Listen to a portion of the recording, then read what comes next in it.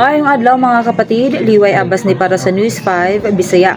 Nakadawat og impormasyon si Senate President Tito Soto nga nagdraft na og sulat si Department of Public Works and Highways Secretary Vince Dizon aron dawaton ang iyang sayop bahin sa pagbalik sa 45 billion pesos nga pondo sa ahensya sa 2026 budget. Kipahayag sa Senado nga wala sila nasayop sa pagkunhod sa budget sa DPWH tungod kay base kini sa computation nga gisumite mismo sa ahensya. Sumala ni Soto nakadawat siya og pahibalo nga adunay sulat si Dizon nga nag-angkon sa sayop apan kung dili kini ipasa magresulta kini sa deadlock.